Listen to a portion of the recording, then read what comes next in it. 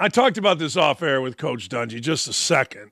Coach, when you had the clicker in your hand on NBC, honest to God, I don't know if I've told you this before, it was must-see TV. We got to bring that back. Get the director. Let's go. What are we doing? Well, I would like to get it back, Dan. That was kind of my favorite segment of the show, too, when I could take a play and try to show the audience something that they might not notice. Here's what made this play go. Maybe it was an offensive lineman with a key block, or maybe it was just something else, but really point that out and slow it down. I love that. And I had a number of women say, gosh, I really learned a lot during that segment. So that was always fun.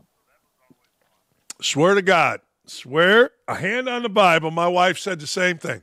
My wife coached.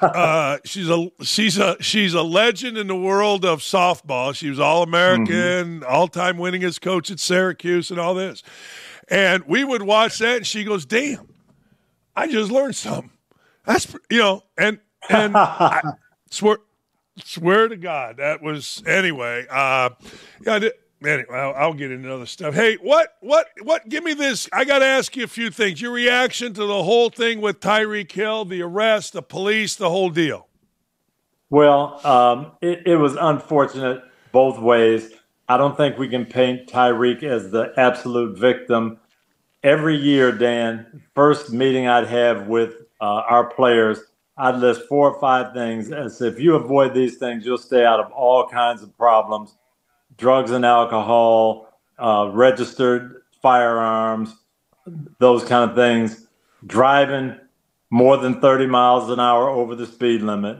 If you avoid that, that's number 1. And then number 2, just roll your window down, give the man your license. I'm sure they would have said, oh, this is Tyreek Hill. We got to get him in the game. This is one of the Dolphins. But, was he wrong? Yes. And then were they wrong? Yes, but somehow we could have avoided all of that by just following the rules. It's funny. I grew up in Gary, Indiana, and I've had a gun put to my head 3 times by police officers. I've been stopped a lot. I go way too fast, but 3 times, and all 3 times it was because I was uncooperative. One time the cop was drunk; he was off duty, and I didn't really like that. But to your point.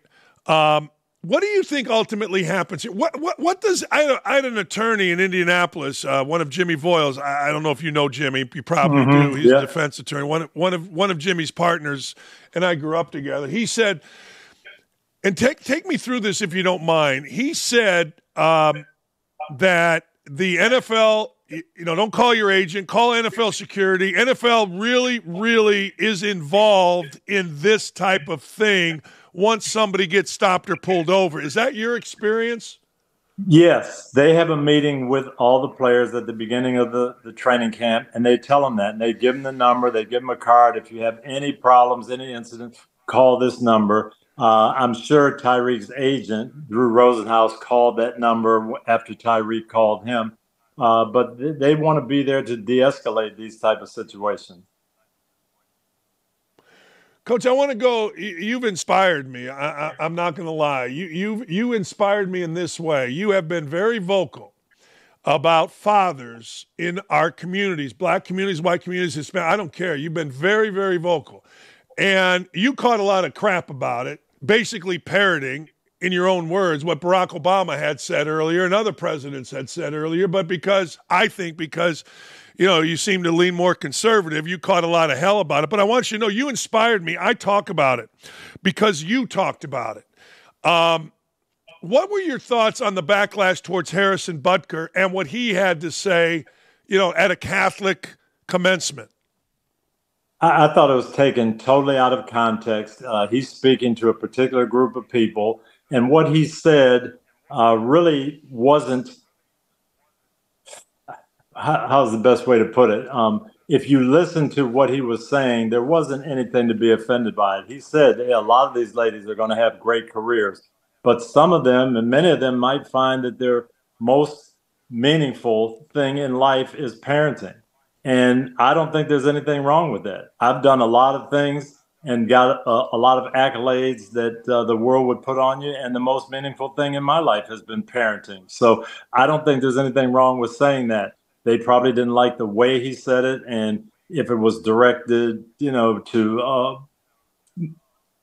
cross-cultural audience. I get all that, but he was speaking to a very limited audience in a limited context, and I thought it got taken way out of context.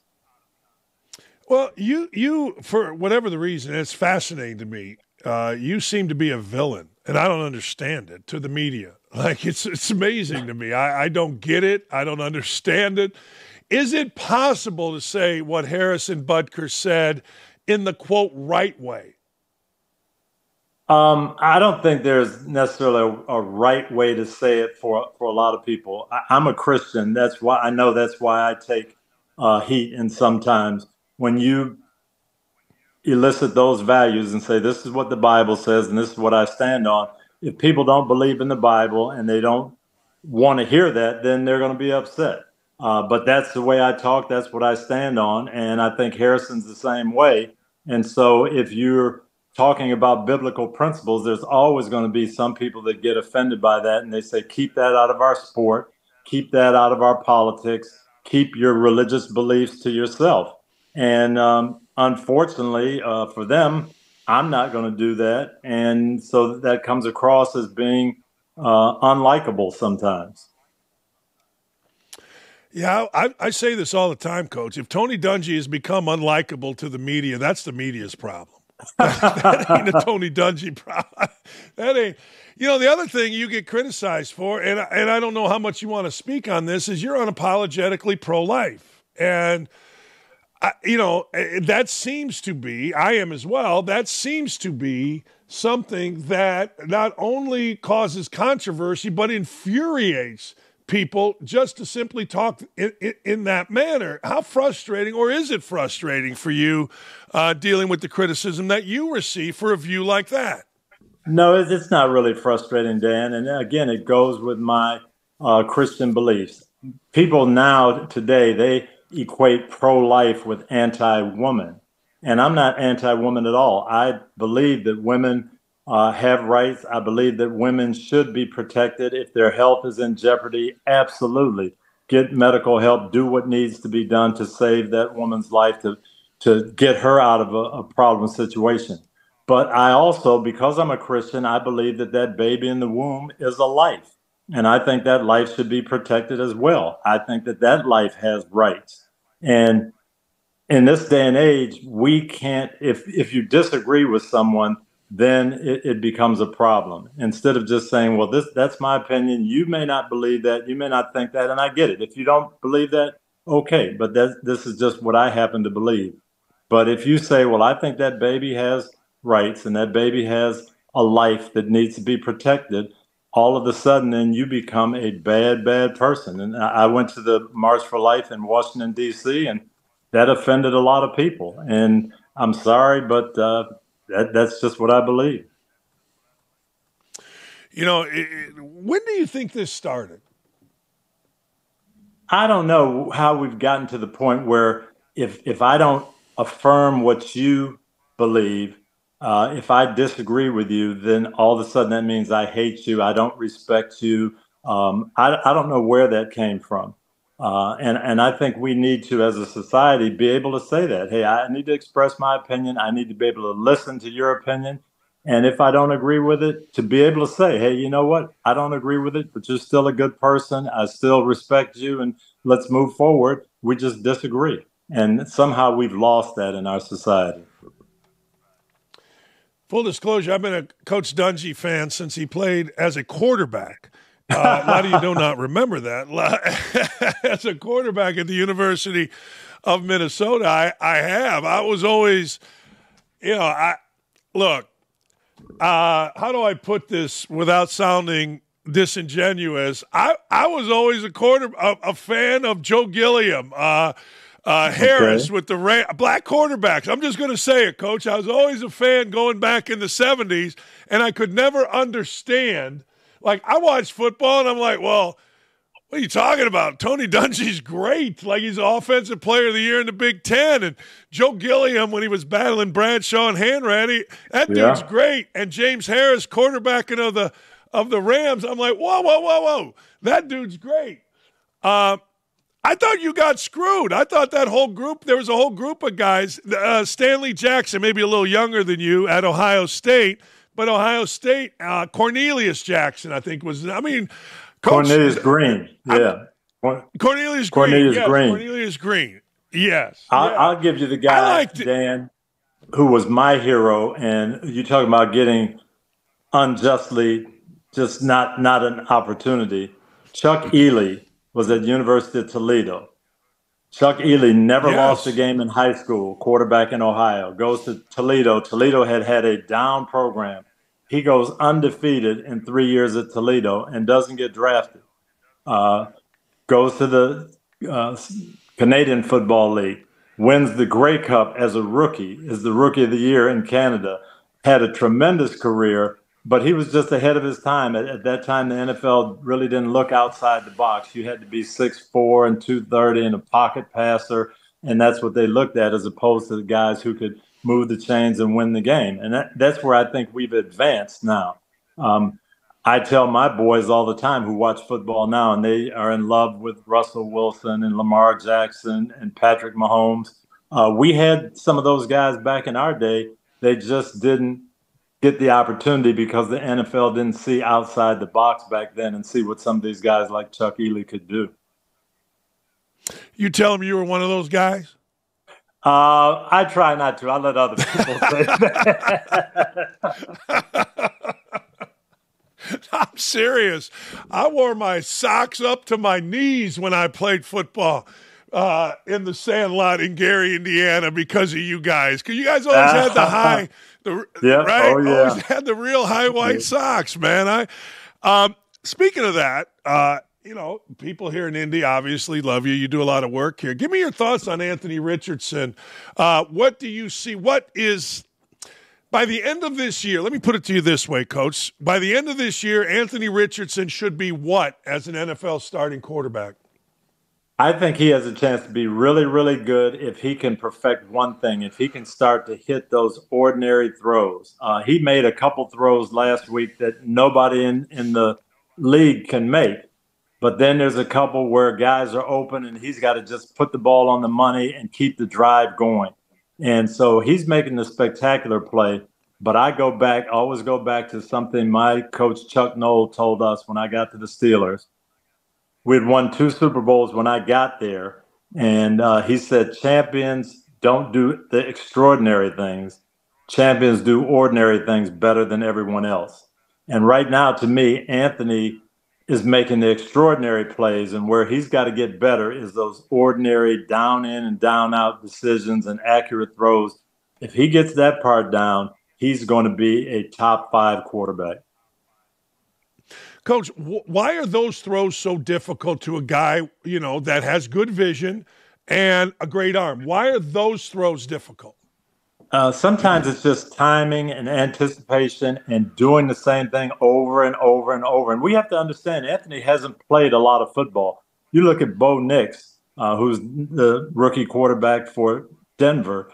Bo Nix played 60 college games, with all the COVID and transfer rules and all that, and played a lot of football. Anthony is just scratching the surface. And, you look at Peyton Manning year 1, year 2, to year 10 or year 12, great difference in just accuracy and timing and the little details. And that's going to come for Anthony. We just got to get him playing more football and doing it more and getting those reps in. Coach, last thing before I let you go, I've always thought this. There's a difference. Everybody gets to the pros is really good. But you mentioned Peyton Manning, and I'm curious your thought on this. Distractions, whether it's money, whether it's whatever distractions, particularly for a quarterback in the NFL, how important is it to maintain an almost like childlike love for the game despite millions, despite this, that, and all the other things? I always felt like Manning. I always heard how Manning was at Zionsville High School when throwing in the morning with rookies that came, that's what you probably did as a kid. I know I did in basketball at 5 and 6 in the morning just because I loved it. How important is a childlike love for a guy making millions?